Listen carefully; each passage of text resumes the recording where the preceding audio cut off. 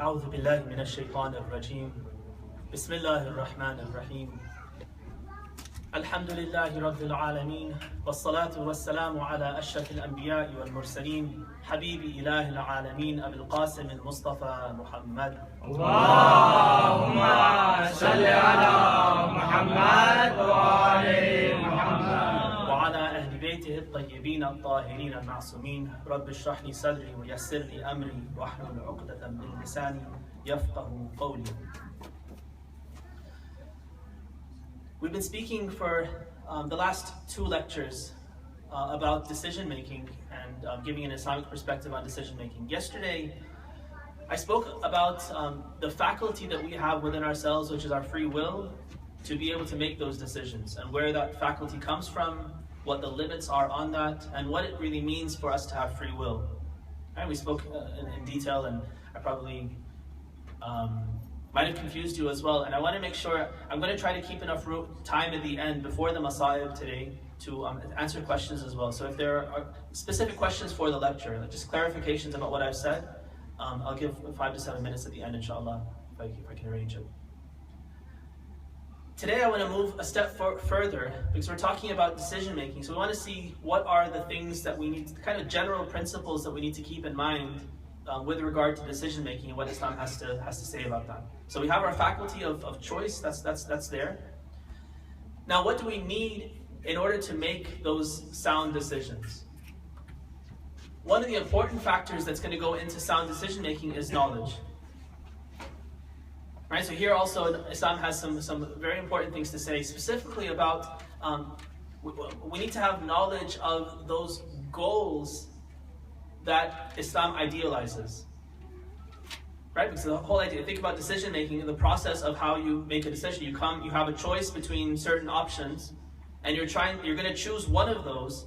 If it's going to be a good decision, then you're going to want to make the decision that's going to help you to get to some particular goal that you have in mind. Now, what is that goal going to be? It could simply be something that I myself figure out, and I think, this is my goal in this particular project or this particular area of life, or in life in general. But then that's not going to be an Islamic decision, necessarily. If it's just based on my own whims and my own taste, I might have certain things that I like and I want, but that's not going to lead me to make decisions in a way that's Islamically sound.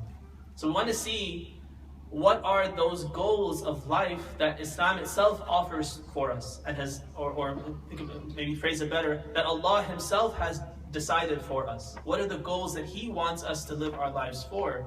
If we make those our goals, then whatever decision we make, we'll simply have to evaluate and see, does choice A or choice B better get me to that goal in life that Allah Himself wants for me? So it's really important then for us, if we're going to make those sound decisions, to make sure that we have knowledge of what those goals of life are.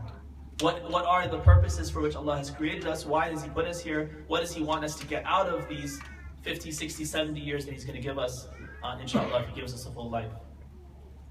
So that's one important piece of knowledge that we need to address and talk about today. The second part of knowledge that we need to understand is, what are the laws and the parameters by which He wants us to live our life. Because imagine if I have certain choices laid before me, and I even know the goals of life, but then to attain those goals, if I don't know exactly what the limits are for what I can and cannot do, then I may end up doing things along the way that are not permitted, are not good. And I might eventually get to the goal, but in the process, I might do things that are really counter to that intended goal. Right, we have this phrase: the means justify, or the ends justify the means. Right, it's a phrase that you often hear in various different contexts, especially political contexts, where a nation might have a particular goal in mind, and they're willing to do whatever it takes to accomplish that goal, even if it means compromising on principles and morals. Because the goal is so important in their perception, they're willing to even do things that are counter to what they know is right and good, because in the end they're going to get to something that's good, and everyone will forget about what happened in the meantime, kind of in the interim. And because the goal is successful and we accomplish that, they'll forgive us for all of the crimes we've committed in the process. Right? That's what it means to say the ends justifies the means. And that's not counter to what we know Islamically. We have plenty of examples of this. If you look at the extremes of Muawiyah and Imam Ali and Imam Hassan, especially Imam Ali, because we know his policies, he was able to act on his policies a lot more. He had a lot more freedom than Imam Hassan did. And Imam Hassan was very restricted in his 6 months of rule as the Khalifa. There were so many instances where Imam Ali alayhi salam had the opportunities to accomplish certain goals. If he had no principle, if he had no limits on what he wanted to do, what he could do to attain those goals, then he could have been much more successful from a worldly perspective in vanquishing Muawiyah and achieving some of his political goals. And that's exactly what Muawiyah did. Right? Muawiyah, for instance, one of the things that he is known for, and there are many historical reports that show how he did this. He had a campaign he wanted to attain support. Right? What ruler doesn't need support? So everyone needs support, that's the end. Right? Because that end for him was so important, he was willing to even pay people, right? Bribe people, buy people's loyalty and support, because then he could have them in his army on his side. At least they wouldn't fight against him, they would abandon the army of his enemy, who was Imam Ali or Imam Hassan. So at all costs, he was willing to get people to support him, even if he had to resort to paying them off. So we had an army of mercenaries, maybe even a nation of mercenaries in Damascus. People who had who knew that if they supported Muawiyah, then he would do favors for them too. He would line their pockets. He would make sure they were protected. He would do all sorts of things for them. And so whether what he was fighting for was right or wrong, it didn't matter, because they were benefiting from it. Right? So Muawiyah was able to justify justify the means, because the end that he had in mind was important enough to him. And people would complain to Imam Ali as well, why don't you also resort to these things? You could also resort to these kinds of dirty tactics and you would accomplish so much more. And the response is always the same, that the goal is not simply to accomplish things at all costs. The whole goal is the process. The process and the means by which we accomplish those goals are so important. That's where the training happens. That's where we build a nation that's based on right and on truth. It doesn't matter if we are unsuccessful in accomplishing the goal, as long as we've lived and died by our principles, then that's the goal. Not achieving something and attaining some power, position, wealth, these kinds of things. Okay, so all of that is by way of introduction then to say that to make those sound decisions, we need these two areas of knowledge. One is knowledge of those goals of life that Allah has laid down for us. And secondly, the knowledge of those parameters and laws within which we need to live our lives, so that as we're accomplishing those goals, or at least working towards those goals, we're constantly staying within the bounds of what is halal, what is proper, what is correct in Allah's eyes. Alright, recite the salawat, please. Allahumma salli ala Muhammad wa ali Muhammad. So I'm going to highlight some of these areas of knowledge, some of those goals of life that we are able to understand from the Quran and from the guidance that the Prophet and his family have provided for us. One of the goals that the Quran itself lays down for us is in this verse from Surah Al-Dhariyat, where Allah says, وَمَا خَلَقْتُ الْجِنَّ وَالْإِنسِ إِلَّا لِيَعْبُدُونِ إِلَّا لِيَعْبُدُونِي. Right, the ya has been cut off. إِلَّا لِيَعْبُدُونِ. He says that my sole purpose in creating the jinn and ins, right, jinn and human beings, is for them to worship me. Now, this verse, it's been the subject of a lot of discussion in commentaries. Sometimes we have the question in our mind, why did Allah bother creating things? And what does He get out of it? For what purpose did He create us?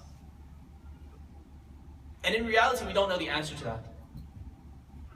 we don't know, we don't have any good answer to understand why he did it. We know he doesn't get anything out of it because he's perfect, he's complete, he has no needs. But if I do something, it's because I have some need, and by doing it, I accomplish that need of mine. Because I'm imperfect inherently, so we constantly have to do things to accomplish those needs. Allah has no need, no want, no imperfection. And so it doesn't make any sense that he does things for some purpose that he's going to benefit from. That's definitely out. But other than that, we don't really understand what purpose he had in creating us. What we do know from this verse is that the sole reason why he's created us, the purpose for which he's created us, not what he gets out of it, but what he wants us to get out of it, and what he wants us to accomplish in this life, is to worship him. Ibadah. Alright, so let's understand a little bit about what this ibadah is. Ibadah, in this verse, it's talking about ibadah, about acts of worship in the very kind of strict and narrow sense that we understand ibadah to mean. Right? He wants us to worship him. Now think of worship in the true sense of the word. Sometimes I think when we offer our prayers, unfortunately sometimes we're in a rush or we don't concentrate too much, and so our ibadah tends to just be kind of rituals, which kind of gets the job done in terms of just accomplishing this, kind of letting us check this off of our schedule for the day, that okay, I prayed Dhuhr, I prayed Asr, it's done, next. But it doesn't necessarily accomplish the goal of worship. So now think of prayer not in that kind of our daily routine, but how it should be, the ideal that we do have, where we can focus more on the actual act of worship. Worship, what is worship in itself? It is, first of all, recognizing who Allah is, and then recognizing who we are, and realizing that relationship between us and him. That he's everything, he has everything, and we are nothing and we have nothing. He's the provider who provides everything for us, and we have absolutely nothing. أَنْتُمُ الْفُقَرَاءُ إِلَى اللَّهِ وَاللَّهُ هُوَ الْغَنِيُّ الْحَمِيدُ. Now we are completely impoverished and poor before Allah. We have nothing. We're beggars before Allah, and he's the one who's wealthy beyond imagination, who has everything that we need. Recognizing and understanding that relationship of who he is and who we are is the first step towards ibadah. Ibadah comes to the root abd, to be a slave, a servant. A slave is lowly compared to the master. The slave's well-being and wealth, everything that the slave has, comes from the provisions that the master gives. Right? So first of all, recognizing that relationship, and then praising him for who he is, thanking him for what he's given, and then acting in a way that shows that I recognize exactly who I am in comparison to you. And all of that together is what it means to do ibadah.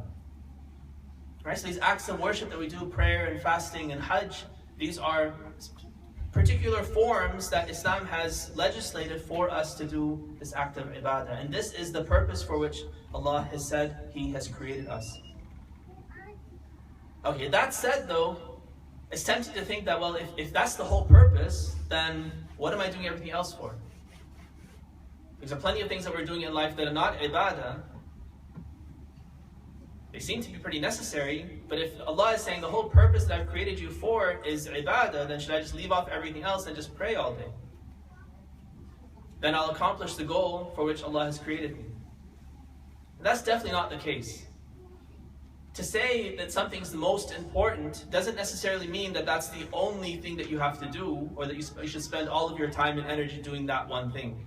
It simply means that we should prioritize that thing, ibadah in this case. We should prioritize it and make sure that this is most important on our list, and that we kind of the rest of our life revolves around those acts that are most important, that are priorities for us. Alright, so understanding that ibadah is the most important thing, the thing for which we've been created, we should also understand that there are many other activities in our life that have their place, and they need to have their place, they should have their place, and it's a balance of all of these things that we have to accomplish. But we understand that ibadah is the priority. That's the thing that should be taken care of before everything else, or kind of with more attention to the details than everything else. There's a beautiful hadith from Imam Ali alayhi salam, commander of the faithful. Recite salawat, please. Allahumma salli ala Muhammad wa ali Muhammad. This is proverb number 390 from Nahj al-Balagha. قال للمؤمن ثلاث ساعات.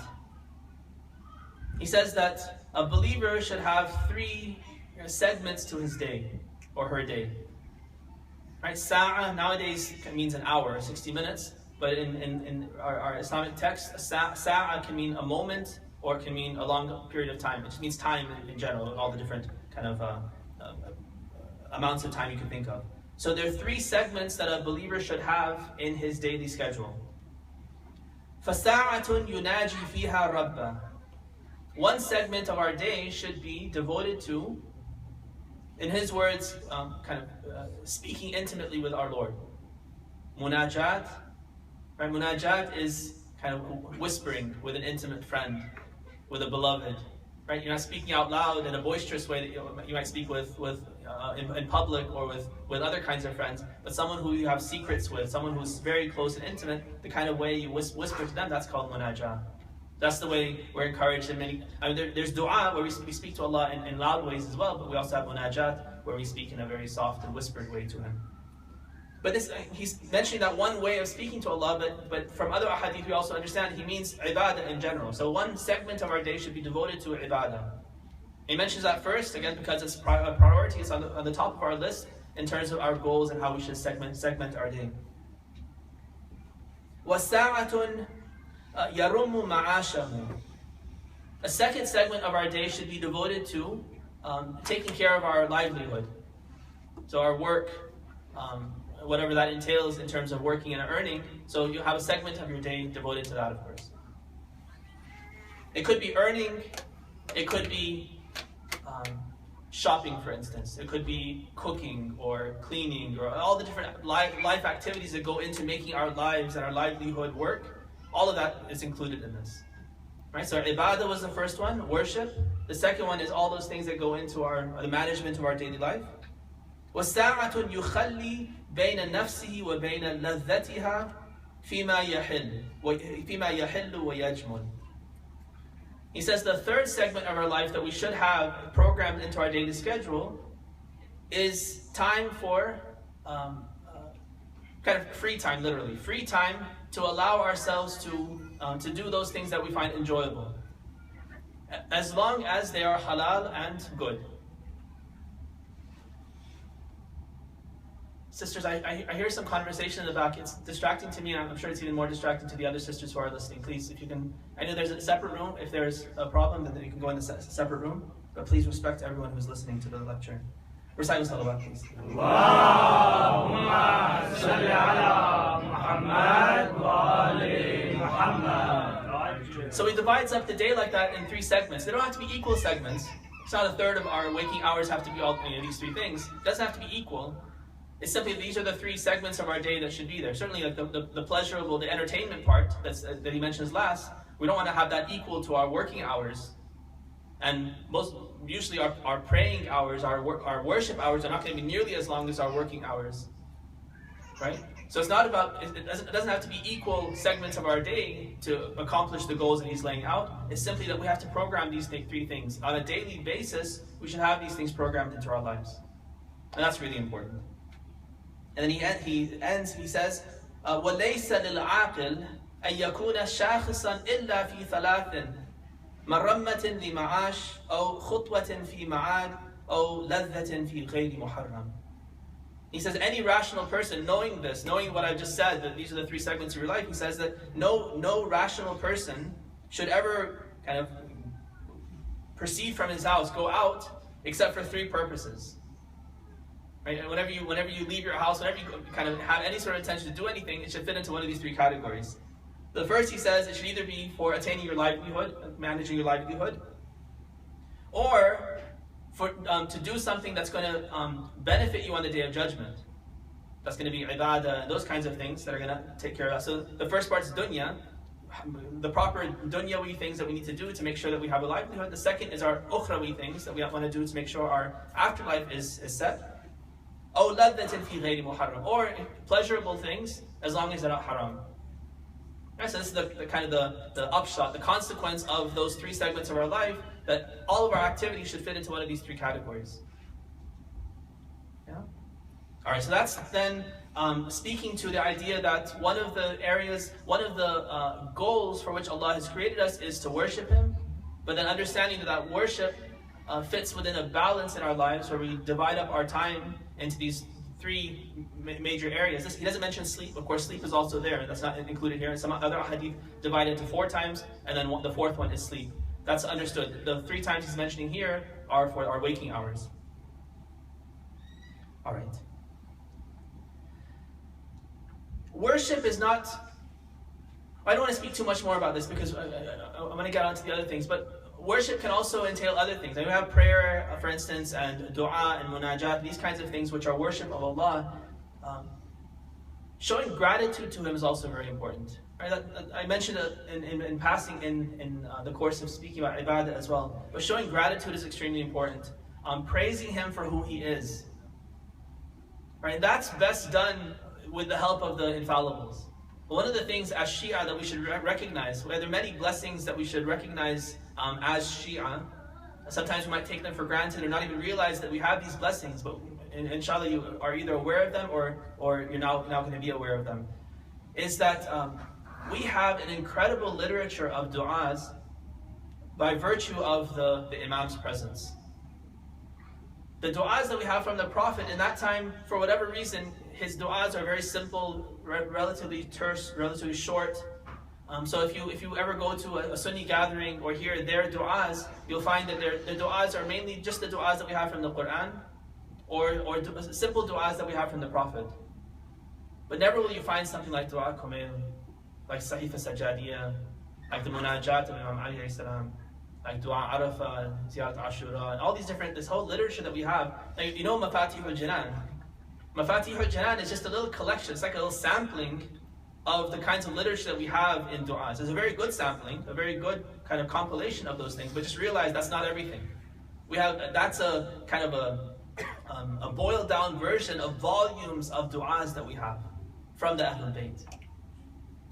And much of the du'as, when you notice this, when you look at the translation of Du'a Kumail, if you don't understand it through the Arabic, you notice that the asking part, the asking and the begging part is usually very small relative to the rest of the dua, which is all in praise of Allah and thanking Him for all the past blessings.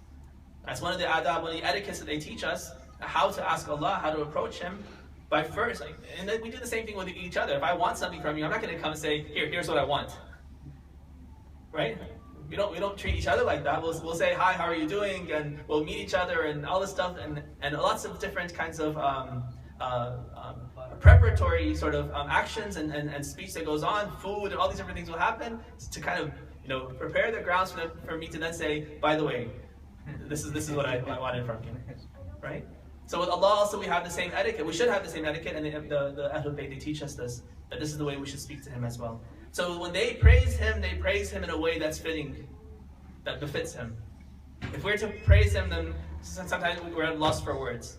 But they've given us this model so we can use their words, and it's highly encouraged to use their words. In Arabic, not necessarily, in Arabic if you can understand it, but if you can't, then in translation as well.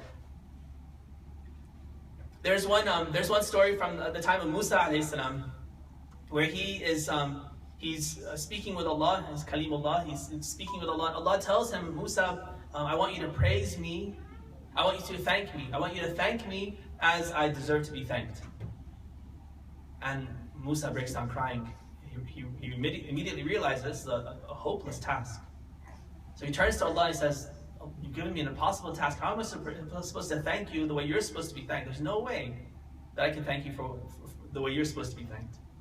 Allah turns around to him and He says, exactly. The fact that you've realized that is in itself the goal. That's what I wanted you to recognize. The recognition of the fact that all of our praise, all of our thanks of Him falls way short of anything that could possibly be worthy of Him is itself a recognition of how great He is. Right? When we do Subhanallah, right? Subhanallah is in a just that. Right? We say Alhamdulillah to praise Him with all of His positive attributes, the greatness and the power and the knowledge, all these things. Subhanallah is to negate all of those things that are unworthy of Him. Right? So in the Quran you'll see Subhanallahi amma yasifun, Subhanallahi amma yushrikun.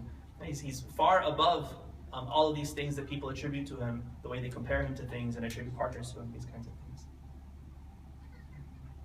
Imam Sajjad, for instance, in the Munajatul Shakirin, he says, فَآلَاؤُكَ جَمَّةٌ ضَعُفَ لِسَانِي عَنْ إِحْصَائِهَا. He says that your blessings are so numerous that my tongue is powerless to even try to start enumerating them. وَنَعْمَاؤُكَ كَثِيرَةٌ قَصُرَ فَهْمِي عَنْ إِدْرَاكِهَا. And again, your blessings are so numerous that even my mind can't possibly grasp what these blessings are and how many they are. فَضْلًا عَنِ اسْتِقْصَائِهَا. Not like I can't even grasp or touch them, much less fully comprehend them. فَكَيْفَ لِي بِتَحْصِيلِ الشُّكْرِ. So how can I possibly thank you? وَالشُّكْرِ إِيَّاكَ يَفْتَقِرُ إِلَى الشُّكْرِ. When the very thought of thanking you itself requires me to thank you again. Because of the inspiration that you've given me to remember to thank you, that itself is another blessing you've given me. Now I owe you another thanks because of the thanks that I just gave you. فَكُلَّمَا قُلْتُ لَكَ الْحَمْدِ وَجَبَ عَلَيَّ لِذَلِكَ أَنْ أَقُولَ لَكَ الْحَمْدِ. Every time I remember to say Alhamdulillah, again I have to say Alhamdulillah just to thank you for that Alhamdulillah I just said, much less the other innumerable blessings you've already given me that I was trying to say thanks for in the first place. Those of you who are mathematicians or you study a little bit of math, you realize you end up with those kinds of things to the power of n or power of infinity, where there's no way to even start to count and enumerate those things. All right, so that's one of the major goals that we have then. In our decision making, we want to make sure that we recognize who Allah is and that worship of Allah has its place, so that we make sure that whatever decisions we make, they're made in such a way that they accomplish that goal of making sure that ibadah has its place in our lives.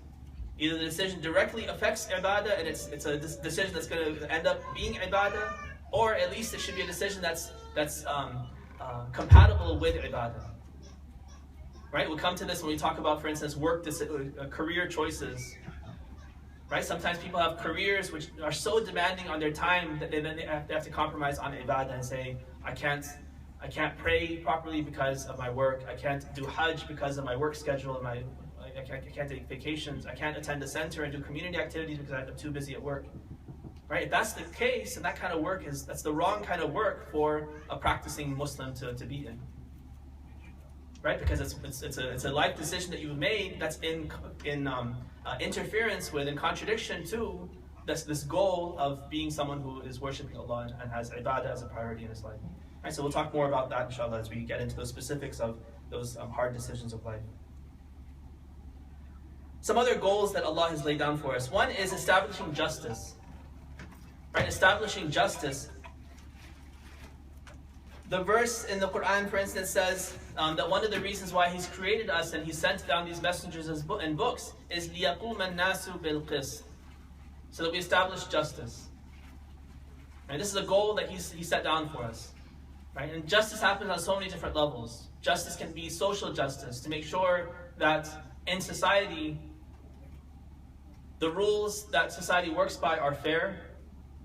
Those who are disenfranchised, those who are not able to avail themselves of worldly blessings, that you reach out to them and somehow and try to lift them up, try to hamper the progress and the wealth accumulation of those who are unjustly accumulating wealth on the backs of others.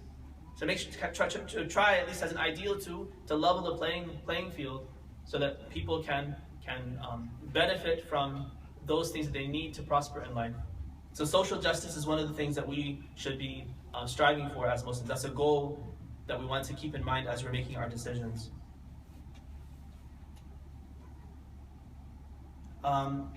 Even economic justice. If you think of our workplaces, sometimes you hear of people who will take advantage of their workplaces. they might take advantage of tax laws and write off things that aren't in good faith they shouldn't be writing off. Or they'll take advantage of work facilities because someone else is paying for it. They'll do their photocopies at work, or they'll take up time at work, and these kinds of things where they're cheating someone. They're being dishonest on their tax returns, or on their declarations of the reports of what they've been doing at work, and these kinds of things. And unjustly, they're taking advantage of somebody else's money. And that's the opposite of this goal. Right? The goal that we have as Muslims is to establish justice on all levels. So we should be champions of justice in our own lives, in our own dealings with money, with our work, with our superiors at work, to make sure that we are standards of justice, that people can look to us and they know that when we say something, when we do something, that it's fair. Because that's the principle that we live our lives by.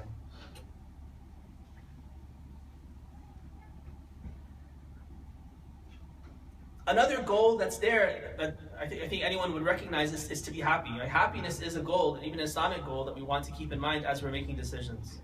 Right? So one of the goals of life then is to attain happiness. What kind of happiness though, and at what cost, and what kind of happiness is a priority? That Islam has something to say about. There's worldly happiness. Right? That too, we can think of all different kinds of happiness. We have physical pleasure. And then you have a worldly happiness that comes from accomplishment of goals, kind of finding meaning in life itself. It's a worldly pleasure. Even someone who doesn't believe in the afterlife, doesn't believe in God, can find that kind of happiness, right? And that's definitely a goal that we have as Muslims as well. We want to attain happiness. Pleasure is fine, right? But fi khayri muharram, as Imam Ali said, as long as the pleasure doesn't extend into something that's haram, then pleasure is great. It's one of the blessings of Allah that He's put down here for us, and we can and should avail ourselves of those. There's a beautiful hadith, and the hadith is actually about beauty as well. It says, "Inna Allah jameel yuhibbul jamal." Allah is beauty. He's the manifestation, the source of all beauty. He loves beauty. Of course, He loves Himself. He loves beauty. And He loves for us to also avail ourselves of that beauty and to be beautiful, to do things to beautify ourselves. That's why we have all of these recommendations to beautify ourselves, to groom ourselves. Right, a Muslim should be perfectly groomed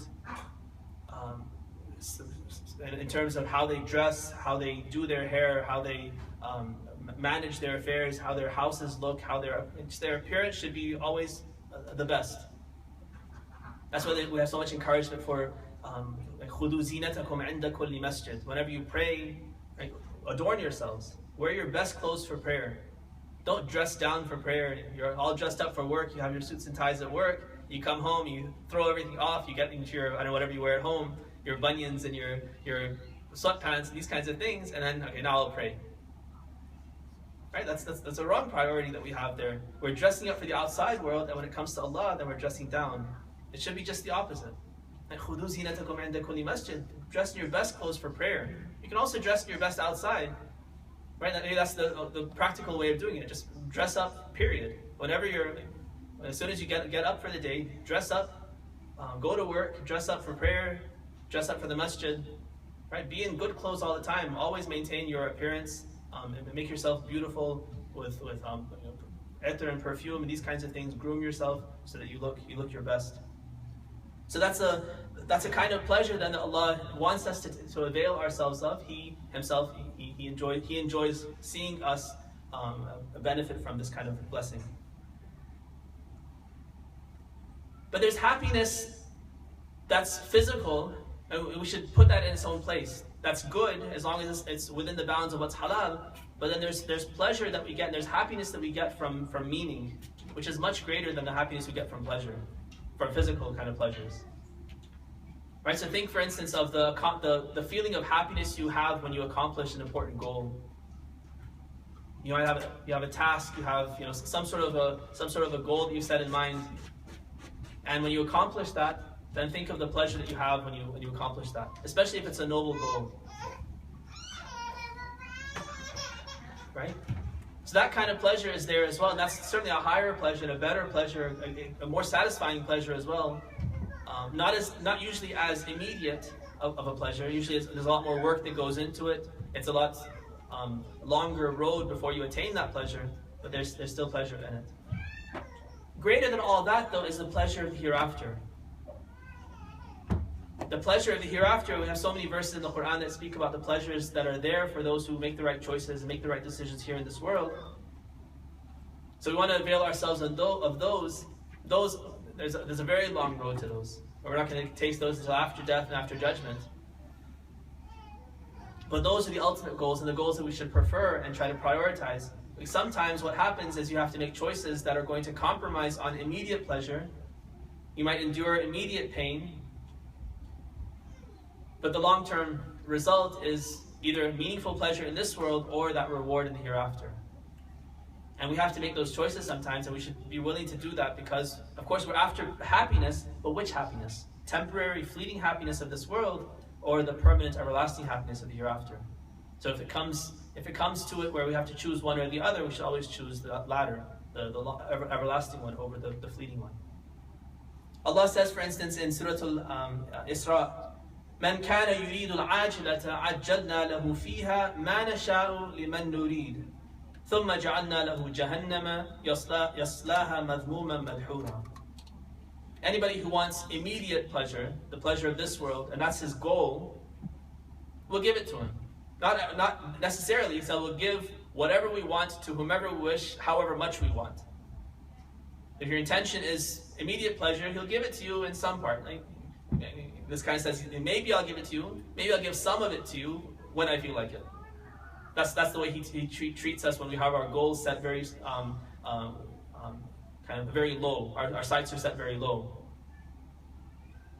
But then he says, وَمَنْ أَرَادَ الْآخِرَةَ وَسَعَى لَهَا سَعْيَهَا وَهُوَ مُؤْمِنٌ فَأُولَٰئِكَ كَانَ سَعْيُهُمْ مَشْكُورًا. But if you want your efforts to really to bear full fruit and have them thanked by Allah and rewarded fully by Allah, then he says you should put your sights on the akhirah.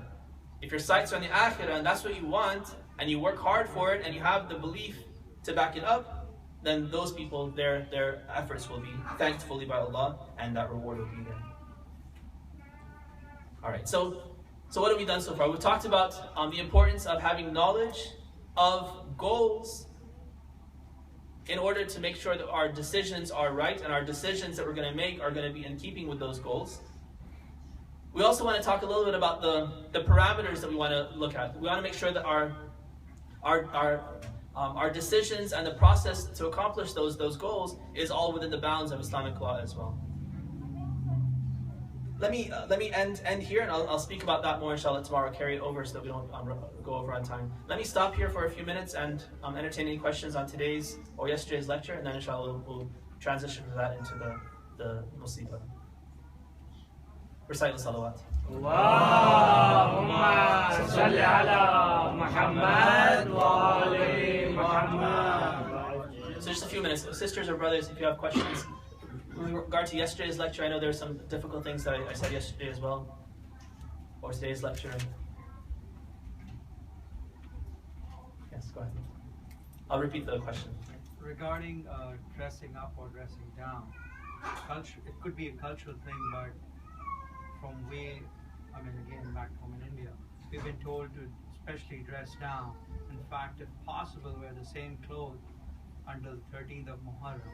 So, what is your opinion about dressing up while coming to the center during the days of Muharram? Mm-hmm. All right, so he's asking about this principle in general that I mentioned of dressing up. How does that relate to Muharram in particular? Are we supposed to dress up for Muharram as well? Or is it different for Muharram? Because culturally he's saying in his culture it was to dress down for these days. So for one thing, whenever you're asking about practical things, and this is actually something that kind of feeds into what I wanted to talk about, inshallah we'll talk more about it tomorrow with taqleed. When it comes to practical matters, if you want to know what's right and wrong and what you should and should not do, never ask, what's your opinion? I'm not picking on you because this is something that's very common, so it's really important to address this, right? So don't be interested. You should have no concern what my opinion is, unless I'm your marju' taqleed. Right? We'll talk about that term and what that means a little bit more tomorrow, inshallah, when we talk about the laws. Right? But if I'm your marju' taqleed, then and only then would you ask, what is your opinion about this practical matter? Is it halal or haram or recommended or not? Right? The right way to ask the question is, what is like what is my Marj Taqleed's opinion, or what is his opinion? Can you relate his opinion to me, right? Or tell me how to apply it. Applying I can help you with, or kind of making those kinds of justifying the rule, those kinds of things I can help you with. But actually, to find what the opinion is, you should ask not what's an individual person's opinion who's not at the level of ijtihad, but rather what is my Marj's opinion. So this is a practical matter that we're talking about in terms of how we should be dressing in these days. So we have guidance from the imams in their in their kind of seerah, and how they would act during these days and how they would dress. And so we do have recommendations for dressing simply, right? We do have recommendations for wearing black also as at least not specifically as black, but because black has become kind of a cultural symbol for mourning within our community, this is now the color of choice amongst the Shia. Like sometimes things take on a life of their own and become so characteristic of a community that then they become, they take on religious importance as well. So there might be there's no, for instance, hadith that's going to tell you to do latmiya and to beat your chest. And we shouldn't look for a hadith that are going to tell us to do that. But that practice has become so characteristic of the Shia and has become the standard way that Shia across the world commemorate this event, that has become almost kind of intermingled with religion in a way that's not in any way counter to religious principles, and it's become a characteristic of Muslim society, so then it takes on a whole other importance. So wearing black, for instance, has that significance as well. So we don't have any specific recommendation to wear black, but because black has now become a characteristic of this kind of time, we have recommendations, especially on the day of Ashura, to wear black. Even though throughout the year we have, actually it's makruh to wear black. Right? A lot of times people wear black kind of as a standard outfit. That's not good. Islamic standards say that we should wear white, lighter colors. That's what we should be wearing on a regular basis. But during this particular season, the color is there. But that doesn't mean that we should dress down, meaning dress sloppily, or not groom ourselves, or not shower, and these kinds of things. That's definitely not the case, right? Those things, even on the day of Ashura itself, right? You may not want to put itar on, because that's kind of a celebratory thing that would show kind of more joy than we want to do on that particular day. But by no means should we dress sloppily, stop shaving, or these kinds of things to make ourselves look bad for this particular occasion.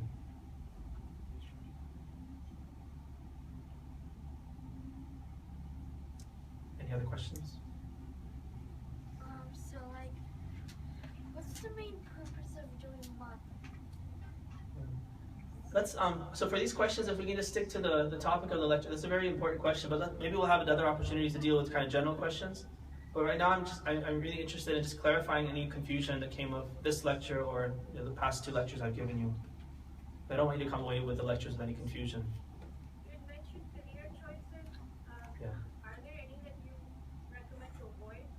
Yeah, so that's career choices is what she's asking about. So I'm going to devote a whole discussion to that. So what I want to do kind of leading up, we're going to talk about these general principles about what goes into decision making, and then I'll focus in on some of these areas. Career choices is one of those areas that I'll devote, inshallah, a whole lecture to. Marriage, and I don't know, where to live, and some of those big life choices that people often make mistakes in because they don't make good choices, or they make choices based on the wrong priorities and wrong principles.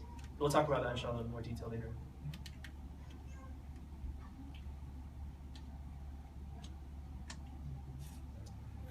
Last chance? Okay. Recite al-salawat. Allahumma salli ala Muhammad wa ali Muhammad.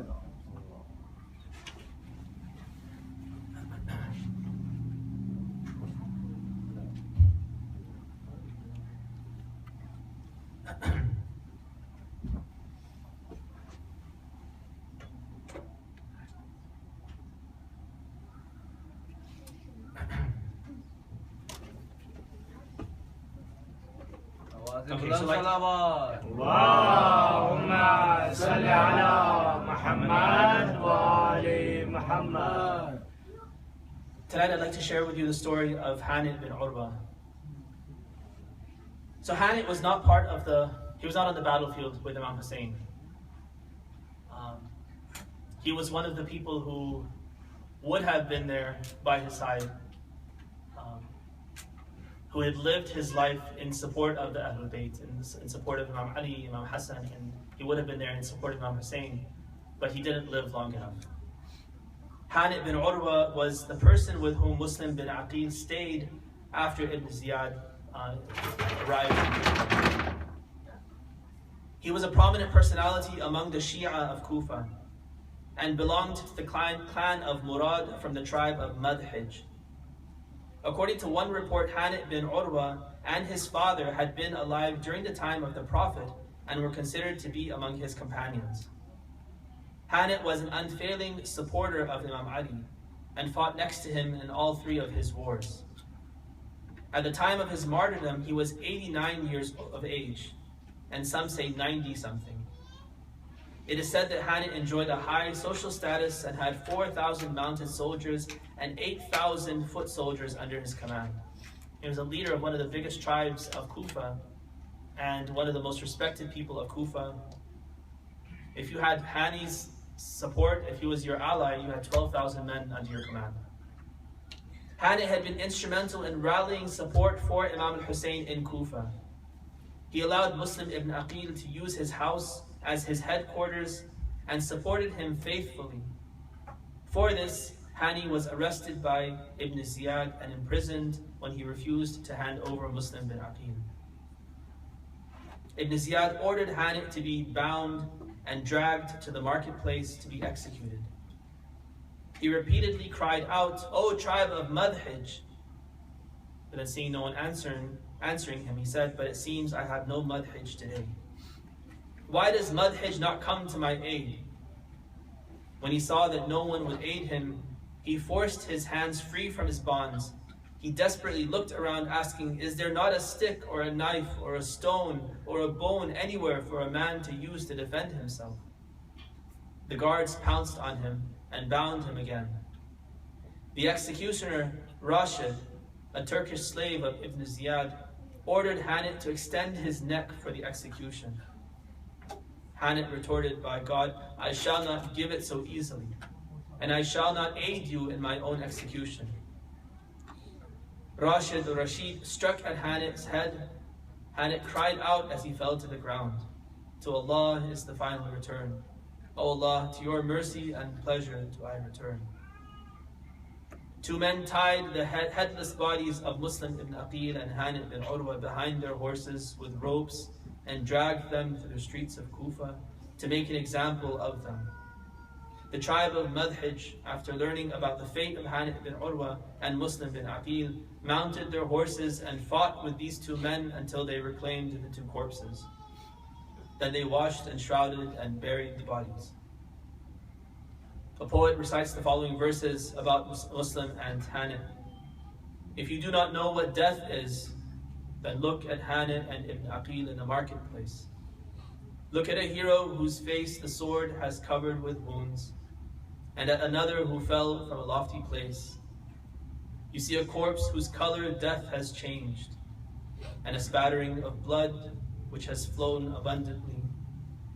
The command of the accursed struck them down, and they became legends for those who travel on every road. Assalamu alayka ya Aba Abdillah, wa ala al-arwah allati hallat bifina'ik. عليك مني سلام الله أبدا ما بقيت وبقي الليل والنهار ولا جعله الله آخر العهد مني لزيارتكم. السلام على الحسين وعلى علي بن الحسين وعلى وعلى أصحاب الحسين.